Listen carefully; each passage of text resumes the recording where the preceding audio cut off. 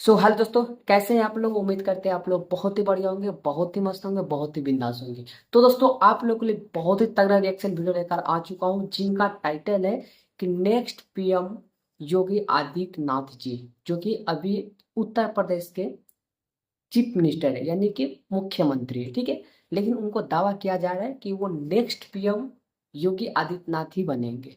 तो ये कैसा रिएक्शन है, वीडियो है, चलिए मैं देखता हूँ और वीडियो को स्टार्ट करता हूँ। अगर आप चैनल पर नए होंगे तो चैनल को सब्सक्राइब जरूर कर दीजिएगा, ताकि इससे रिलेटेड बहुत अच्छी अच्छी चीज़ मैं लेकर आता रहता हूँ। तो चलिए मैं रिएक्शन वीडियो को स्टार्ट कर रहा हूँ।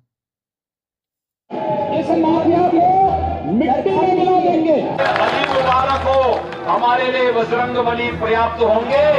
In a dramatic turn of events, gangster Vikas Dubey, the key culprit in the murder of 8 policemen in Kanpur, was killed in an encounter this morning. शुरुआत करते हैं एक उलझे हुए सवाल से।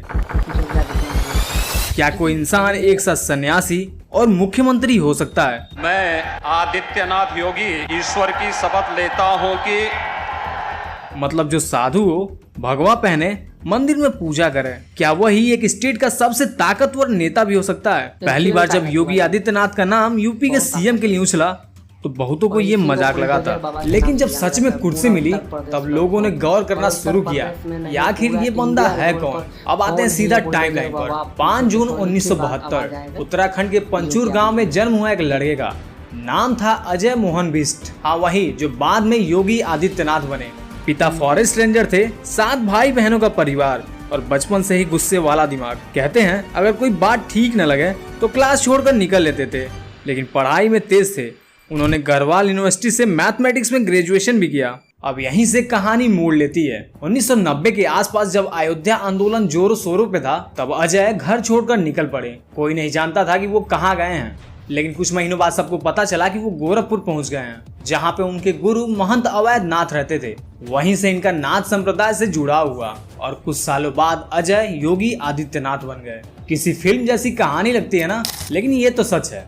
21 साल की उम्र में संन्यास लिया, परिवार से पूरी तरह नाता तोड़ा और बस एक ही लक्ष्य, समाज सेवा। महंत अवैधनाथ ने जब खुद को राजनीति से अलग किया तो 1998 में उन्होंने अपने शिष्य को गोरखपुर से चुनाव लड़वाया और योगी आदित्यनाथ जीत गए, सिर्फ 26 साल की उम्र में। अब सोचना जरा, कोई 26 साल का बंदा जो पूरी तरह से अपनी फैमिली से कटा हुआ था, राजनीति में बिल्कुल नया था, लेकिन पहली बार में सांसद पहुंच गया और वहीं से शुरुआत हुआ एक नया सफर। आदित्यनाथ लोकसभाया सदस्यत्वेन निर्वाचितः। न पार्टी लाइन की परवाह, न बड़े नेताओं से डर। अगर कोई बात खटकती तो सीधा विरोध करते थे, चाहे वो बीजेपी के ही कैंडिडेट क्यों ना हो।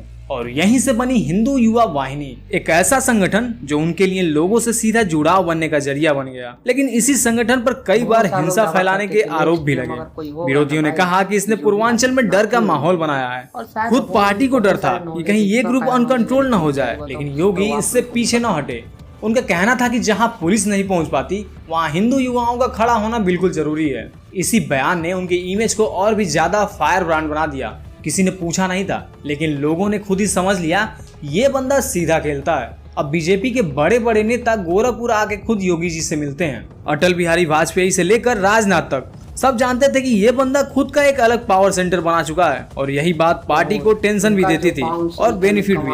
2007 में जब बीजेपी ने उनका टिकट काटने की कोशिश की तो पूरे गोरखपुर में बवाल मच गया। हिंदू युवा वाहिनी के वर्कर सड़कों पर उतर आए थे। पार्टी को आखिरकार पीछे हटना पड़ा और वहीं से ये बात साफ हो गया कि योगी आदित्यनाथ किसी के मोहताज नहीं है। 2014 में जब वो अपने गुरु के उत्तराधिकारी बने और गोरखनाथ मठ के हेड घोषित हुए, तब तक वो सिर्फ नेता नहीं, आध्यात्मिक अथॉरिटी भी बन चुके थे। मतलब उनके पास अब राजनीति और धर्म दोनों की ताकत थी, और शायद यही कॉकटेल था जिसने उन्हें यूपी पॉलिटिक्स का सबसे डेंजरस खिलाड़ी बना दिया। अब सवाल ये था कि बीजेपी उन्हें ओपनली सपोर्ट क्यों नहीं कर रही थी। कुछ कहते हैं कि योगी का एग्रेसिव हिंदुत्व पार्टी की सॉफ्ट इमेज को डैमेज कर सकता था, लेकिन ग्राउंड रियलिटी ये थी कि योगी जी के पास खुद का अपना वोट बैंक था, खास करके पूर्वांचल में। 2017 में जब यूपी में बीजेपी को पूर्ण बहुमत मिली तो सीएम कैंडिडेट के लिए बहुत से लोगों का नाम रेस में था, और योगी जी का नाम उस लिस्ट में नजर भी नहीं आ रहा था। राजनाथ सिंह, मनोज सिन्हा, दिनेश शर्मा, ये सारे के सारे नाम सीएम की रेस में थे, लेकिन फाइनल में योगी आदित्यनाथ का नाम अनाउंस हुआ।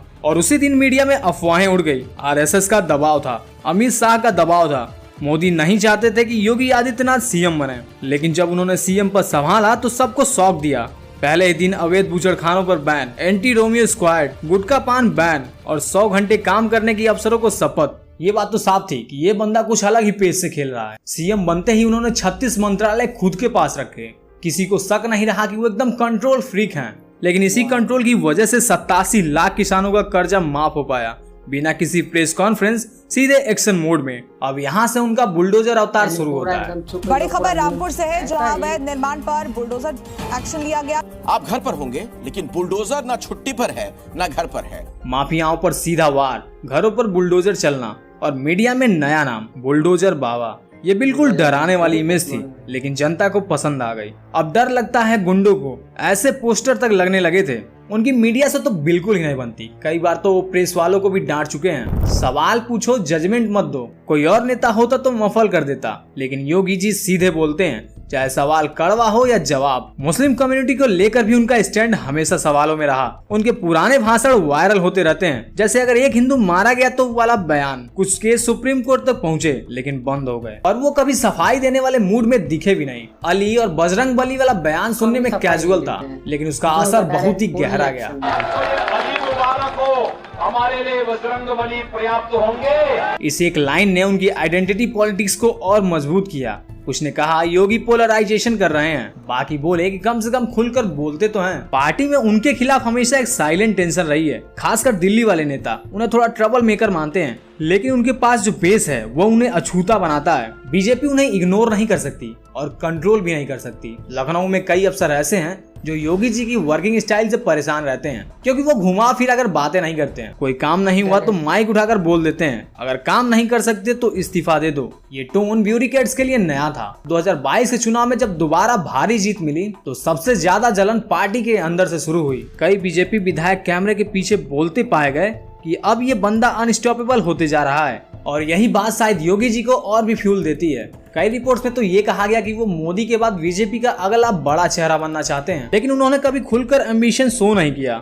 मे भी वो जानते हैं जितना दिखाओगे उतना सिस्टम काट देगा। कभी कभी उनके अंदर एक रिबेल भी दिखता है, जैसे जब सीएए के दौरान दिल्ली जल रही थी तब उन्होंने कहा जो पत्थर चलाएगा उसे ईंट से जवाब मिलेगा। ये डायलॉग एक तरफ उनकी इमेज को स्ट्रॉन्ग बनाता है, लेकिन दूसरे पल सेक्युलर लोगों को खटकता भी है। एक सीनियर जर्नलिस्ट ने लिखा कि योगी बीजेपी में बीजेपी नहीं है। उनका मतलब ये था कि वो पार्टी के दायरे में नहीं आते और ना ही उसकी मर्यादा में चलते हैं। वो अपना रास्ता खुद बनाते हैं, चाहे वो कंट्रोवर्शियल हो या फिर रिस्की। अब सवाल ये उठता है कि क्या वो सिर्फ यूपी तक ही रुकेंगे या फिर आगे का भी सोचते हैं। पार्टी में एक धड़ा ऐसा है जो चाहता है कि योगी नेशनल लेवल पर लाए जाएं, लेकिन दूसरा धड़ा डरता है कि अगर दिल्ली पहुंचे तो किसी को पूछेंगे नहीं। तो अब तुम खुद सोचो, एक बंदा जो परिवार छोड़कर आया, मंदिर में रहा, मठ का वारिस बना, संसद गया, विधायक बना, संगठन खड़ा किया और फिर खुद एक मिथ बन गया। क्या इंडिया की पॉलिटिक्स में ऐसा कोई ब्लूप्रिंट पहले कभी देखा है?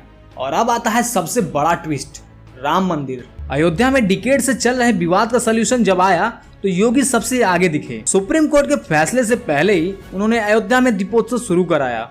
सरयू नदी के किनारे हजारों दीप जलाए और पूरे शहर को भगवा रंग में डुबा दिया। कुछ लोग बोले ये कल्चर है, कुछ बोले ये पॉलिटिक्स है, लेकिन योगी जी को फर्क नहीं पड़ा। उन्होंने 2019 में खुलकर कहा अब अयोध्या सिर्फ विवाद नहीं, विश्वास का प्रतीक है। और जब फाउंडेशन स्टोन रखा गया तो वो मंच पर पीएम के साथ बराबर की सीट पर थे। सिंबोलिज्म की बात करें तो इससे बड़ा कुछ नहीं था। एक और चीज जो योगी जी को सबसे अलग बनाती है वो है उनका साइलेंस। वो रेयरली ही कोई इंटरव्यू देते हैं, लेकिन जब देते हैं तो हेडलाइंस बन जाती हैं। कोई पीआर मशीनरी नहीं, कोई ट्विटर ड्रामा नहीं, बस एकदम सीधा स्क्रिप्टलेस बोलना। यही रॉनेस शायद उन्हें रिलेटेबल बनाता है अपने सपोर्टर्स के लिए। और अब 2026 के करीब आते आते ये विस्परिंग चालू हो गई है कि क्या योगी अब अगले पीएम होने वाले हैं। बीजेपी ओपनली इस पर कुछ नहीं कहती, लेकिन अंदर खाने हर पावर सर्किल इस बात पर बात करता है। कुछ लोग डरते हैं तो कुछ लोग सपोर्ट कर रहे हैं, लेकिन सब मानते हैं कि अगर सिस्टम को कोई झटका दे सकता है तो योगी ही है। तो अब जब अगली बार तुम उन्हें टीवी पर देखो या उनकी हेडलाइंस पढ़ो तो सिर्फ भगवा कपड़े में मत देखना। जरा उस लड़के को भी याद करना जो गांव से निकला था, जिसने घर परिवार छोड़ा, नाम बदला, रूट बदला और अब शायद देश की राजनीति की दिशा भी बदलने वाला है। तो यार आपको क्या लग रहा है, योगी जी अगले फ्यूचर पीएम बनने वाले हैं? कमेंट में जरूर बताइएगा। तो आप लोगों ने ये वीडियो देखा भाई, इसके बाद यानी योगी आदित्यनाथ की हिस्ट्री यानी बैक हिस्ट्री देखकर यही समझ में आ रहा है कि भाई स्ट्रगल तो बहुत किया है, वो अपना फैमिली को छोड़ा, अपना फैमिली को बीच फैमिली जो कोई भी यानी बड़े हाल मतलब कोई भी होता है ना, इतना जल्दी कोई भी अपना फैमिली को त्याग नहीं करता है, लेकिन योगी आदित्यनाथ जी है जो कि अभी के चीफ मिनिस्टर है, वो अपनी फैमिली को त्याग कर दिया और उसके बाद 23 साल की उम्र में एक युवा नेता बने। फिर वो एक रिलीजन का यानी हिंदुत्व का भी कोई मठ का भी हेड मतलब हेड बना है, तो समझ सकते हैं कितना बड़ा ये अचीवमेंट लाया है भाई।